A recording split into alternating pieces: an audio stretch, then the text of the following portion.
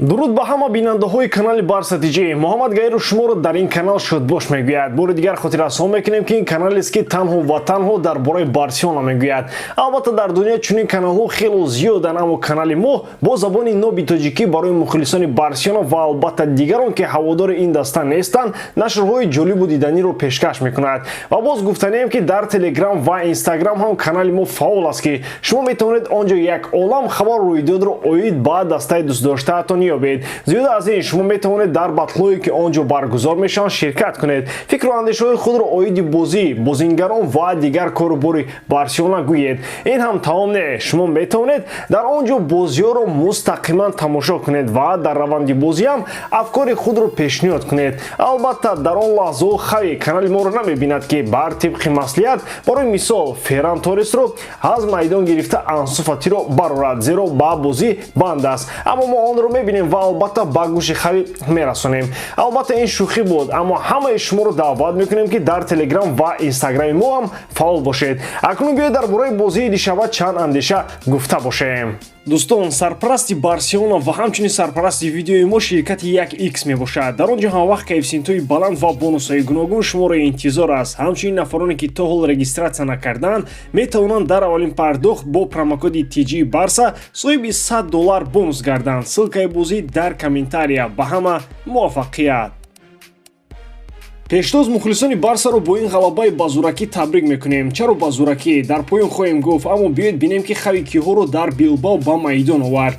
Тер Штеген ин шом низ дарвозаи Барсаро муҳофизат кард. Дар набудани Араухо ки ба оҳистагӣ ба вазири дифои Барселона табдил меёбад, чоргонаи хатти дифоъро дар ин бозӣ Балде, Кристенсен, Кунде ва Сержи Роберто ташкил карданд. Дар миёнаи майдон бо мӯйсафеди Бускетс, Френки де Йонг ва Гави бозӣ карданд. Левандовскиро ахиран дар лаҳзаҳои охирин таибони даста иҷозаи бозӣ доданд ва ӯ бо Ферран Торрес ва Рафиня имшаб дар хатти ҳуҷуми Барселона бозӣ кард. Дембеле ва Педри ҳанӯзам дар лазарети Барселона қарор доранд. Агарчи овозҳо дар бораи омада шудани Дембеле ба Эл Класико ба гӯш мерасанд, аммо ин қиссаи дигар аст. Бозии охир ба каталониё чандон ба осонӣ даст намедиҳад. Мағлубият аз Алмерия дар сафар ва бозам як ғалабаи ба зуракӣ бар Валенсия дар даври гузашта гӯи гуфтаҳои болост. Маълум аст ки дар футбол ҳар як даста як вақти муайян рукуд мекунад, аммо агар Барселона айни замон ба ин буҳрон гирифтор шавад, пас гуфтан мумкин ки ин вақти номусоид аст. Ин омилҳо дар бозӣ бо Атлетикам намоён гаштанд. Қисмати якуми бозиро ҳардуи дастоҳо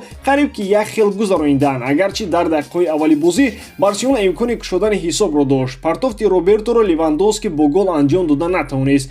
Мегӯмам ин мардак вақтҳои охир фач бозӣ дорад. Ҳам Барселона ва ҳам соҳибони майдон имкони голзании дигар доштанд, аммо қисмат охир мешуду бозӣ якранг ҷараён мегирифт. Аммо класс аст. Дар як ҳолати ҳуҷум Бускетс як партофти олиҷанобро рост ба пои Рафина анҷом кард ва бозингари бразилӣ шонси худро истифода кард. Аммо довари бозии Хесус Мансано дасти худро бардошта ҳолати офсайдро нишон дод, аммо ба бахти Барселона вар гуфтани технология ҳозир амал мекунад ки дарҳол нишон дод ки пошинаи пои Баленсияги пештар будааст. Ин гол ба дақиқаи якуми иловагии қисмати аввали бозӣ рост омад ва бо ҳамин ҳисоб дастоҳо ба танаффус рафтанд.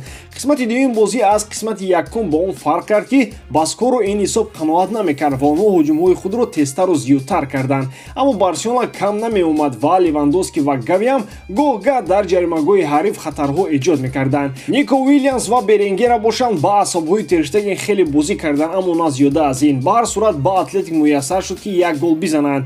Гурусета дар як ҳолат тавонист ки як паси олиҷанобро ба Уильямс диҳад ки ӯ аз миёнаи Алонсо ва Балде гузашта як бар як бо Тер Штеген баромада гол зад. Аммо бозам дар ин маврид вар дар ҷониби Барса буд. Дар ҳуҷраи доварон баъди тамошои ҳолат диданд ки дар аввали ҳуҷум Муниаим бо даст бозӣ карда будааст. Дар охир Фати Рафиняро иваз кард, аммо ин шояд барои протокол буд аз он ки барои чизи дигар. Левандовски ҳам дар ин бозӣ чанд зарба ҷониби дарвозаи Юлиан Агресабалага дошт, аммо баъди ҷароҳат маълум аст ки Роберт ҳанӯз дар ҳолати хуби кор нест. Аз рӯи богзорӣ Левандовски дар майдон бадтарин буд. Беҳтарин бошад Марк Андре Тер Штеген шуд. Садои ҳуштаки довар аз ғалабаи 21-уми Барселона дарак дод.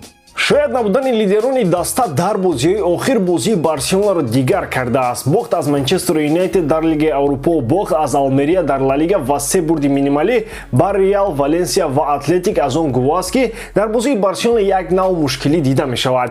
Аммо муҳим ин аст, ки каталониҳо аз рақиби ҳамешагии худ ба ҳадди нухол пешанд ва ин метавонад ҳолати равонии онҳоро андаке ором кунад. Акнун дар пеш Эл Класикои навбатӣ, ки шаби 19 ба 20 март дар Камп Nou баргузор мегардад, истодааст ва ҳолати равонии Барселона баъди ин ғалаба дар сатҳи олӣ қарор дорад. Агар албатта хабари он, ки прокуратураи Испания Барсаро дар ҳамкорӣ бо доварон гунаҳгор кардааст, вале фикр мекунам ин масъалаи дохили майдон набуда, балки кори ҳуқуқшиносони Барселона аст, ки онро ҳал мекунанд. мо бошем ба Барселона дар Эл Класико барор мехоҳем, зеро дар сурати ғалабаи Барселона Реал дар ҷадвали чемпионат дар пушти кӯи қоф мемонад.